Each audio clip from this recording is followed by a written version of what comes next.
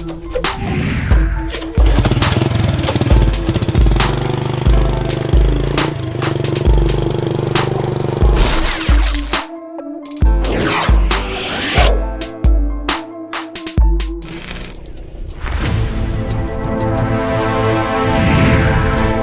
นี้แหละเป็นมือที่กูจะเอาเลือดหัวมึงออกมาให้ได้บักลง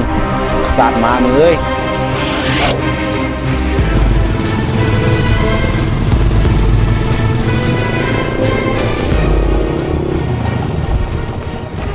เฮ้ยพอมึงตายวะเอาคือว่าจังสันเอาเบิ่งไหมมันเป็นเด็กกำพร้าอยู่พอมันตายอ้าวบักนี่มึงกลัวกวนเบอร์40อยู่แน่มื้อนี้แหละเป็นมือที่กูจะเอาเลือดหัวมึงออกบักหน้ามามึงเอ้ยเฮ้ยเรื่องกูกับมึงให้มันแล้วมื้อนี้ซะสั่งให้ผู้หญิงลงก่อนเดี๋ยวลงกันเลย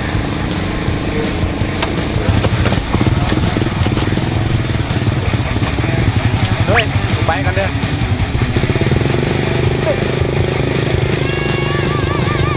โอ้ยมึงว่ากระจอกได้เนี่ยบักลูกม้ามึงเอ้ยกูบ่เกี่ยวได้กูบ่เกี่ยวได้มึงไปละไปเลยมึงไปกูกุ้มมึงได้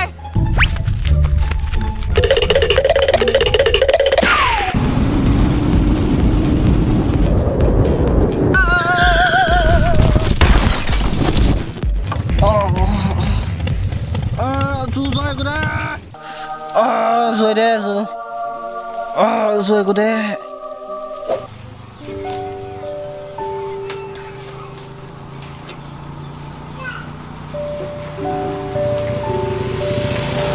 เป็นน่ะได้มื้อนี้คือวันนางสาวแท้เรื่องมื้อนั้นบอกแม่แล้วว่านางกับแม่สิเว้าให้ฟังทีแล้วอ้ายคอยกับองค์หญิงกะตีกันพัดมาทีนี้เราก็เห็นรถล้มเป็นหยังค่อยคือสวยแท้เอาซั่นองค์หญิงบ่รับผิดชอบว่า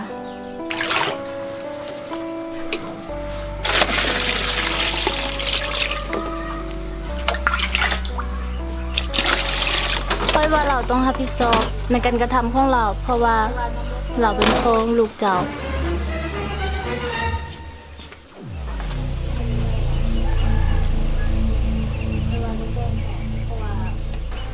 จังใดก็ต้องบอกเพราะว่าเพิ่นเป็นพ่อเป็นแม่ไม่ได้เพิ่นก็สิแก้ไขเฮาบ่กล้าบอกเพิ่นนะย่านเพิ่นหาบ่ได้เดี๋ยวได้ก็ต้องบอกถ้าบ่บอกจังไดเพิ่นรู้เพิ่นสิเสียใจให้เฮาหลายกว่านี้ได้บ่กล้า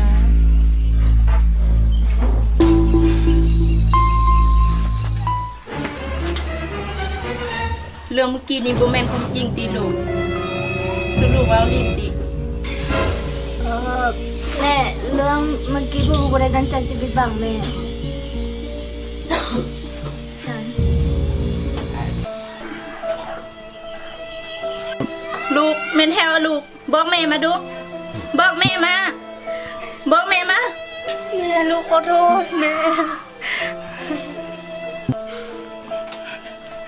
ม่ลูกขอโทษที่ลูกเป็นคนดีของพ่อแม่บ่ได้ลูกผิดไปแล้ว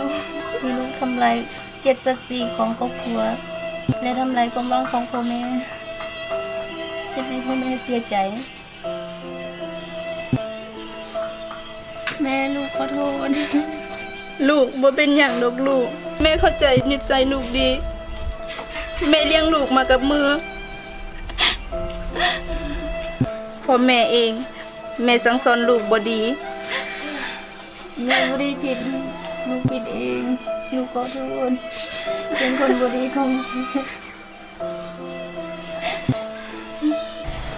แม่บ่ได้ผิดลูกผิดเองที่เป็นคนบ่ดีของแม่แม่ผิดเองบ่แม่นลูกผิดดอกมีเรื่องใดกันบอกค่อยมาดู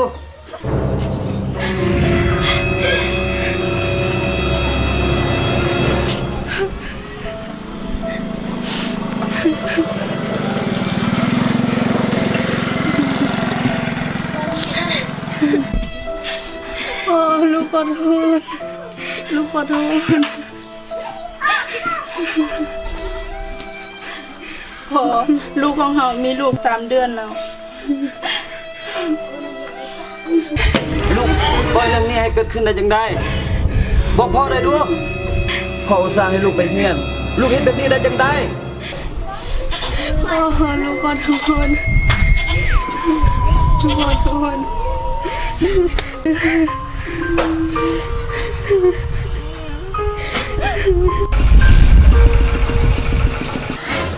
มีเรื่องใดกันบอกค่อยมาดู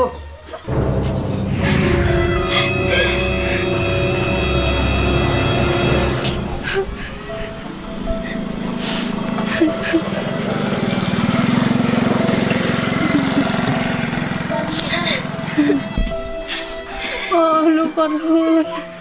ลูกขอโทษพอ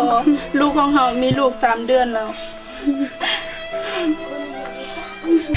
ลูกปล่อยเรื่องนี้ให้เกิดขึ้นได้จังได้พ่ออุตส่าห์ให้ลูกไปเรียนลูกเฮ็ดแบบนี้ได้จังได้ ลูกขอโทษ ตั้งใจเรียนเด้อลูกเด้อ โดย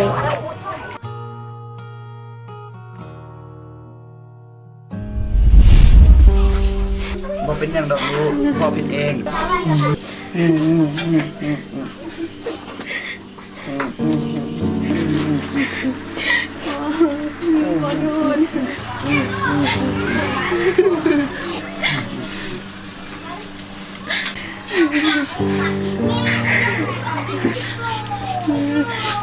บ่เป็นหยังดอกลูกพ่อผิดเอง ที่เลี้ยงลูกบ่ดีพ่อเลี้ยงลูกผู้หนึ่งมาแล้วแล้วจะเลี้ยงหลานอีกผู้หนึ่งบ่เป็นหยังดอก ขอแต่ลูกเป็นแม่ที่ดีของหลานในท้องก็พอแล้วพ่อแม่ภูมิใจที่ได้เลี้ยงลูกมาตลอด ลูกจะพลาดไปบ่เป็นหยังดอกเพราะว่าลูกก็เป็นสายเลือดของพ่อกับแม่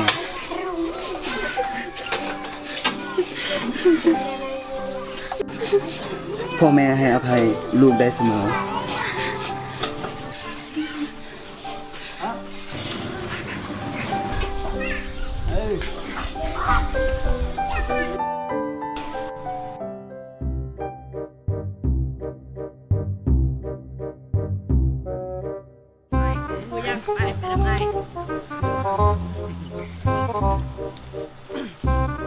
ไปอยู่ไปดำห้อย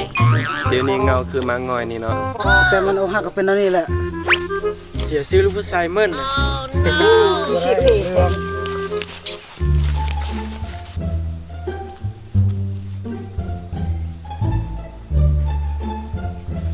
พอฮะกินนอน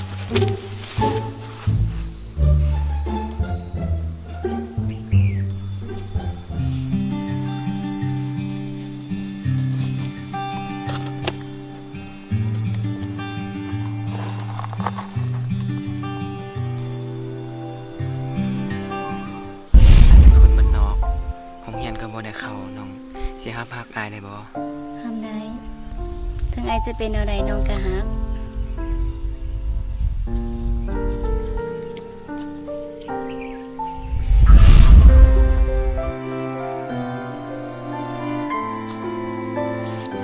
Yuk, ke sana, kemana, yuk. Pakai dah.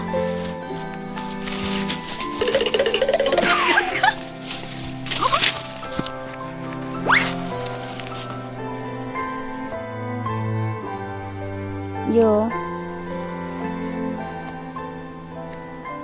คอยสิเอาความหักของเจ้าให้เจ้าคืนเพราะคอยหูดีว่าคอยเฮ็ดผิดไปหลายอย่าง เจ้าคงบ่ให้อภัยดอก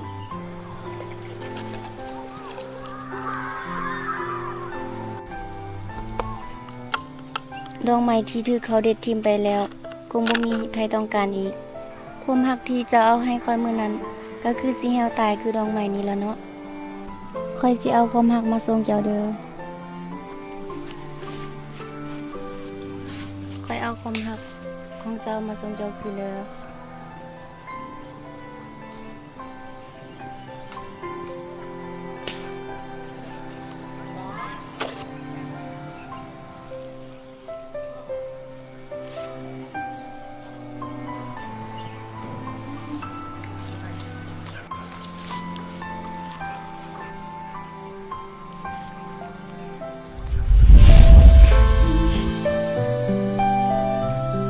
แล้วความฮักอายมื้อนั้นจะเอาทิ้งไปก็เด้ออย่าฟ้าวอ่อนจันทร์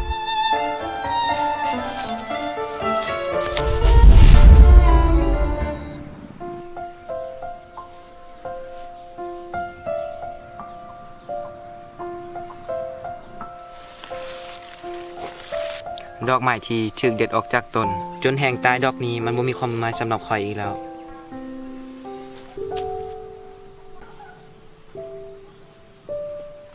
ดอกไม้ดอกนั้นข่อยบ่ต้องการแต่ข่อยต้องการอยากเริ่มต้นไม้กับเจ้า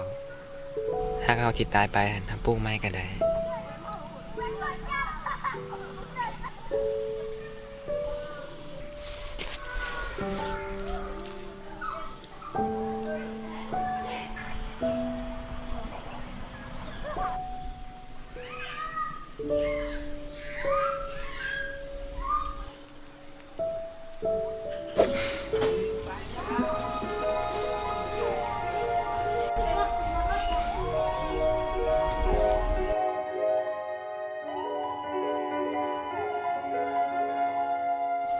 นาทีเจ้าคือบ่มาเบิ่งข่อยแด เอาเจ้าทีมคอยเราได้มื้อนั้น เอ้าเจ้าบ่ได้ฮักข่อยหรออ่ะ คอยบ่ได้มักเจ้าแล้วมักคนรอ ไปบ่ต้องไปสนใจเขาคนพิการ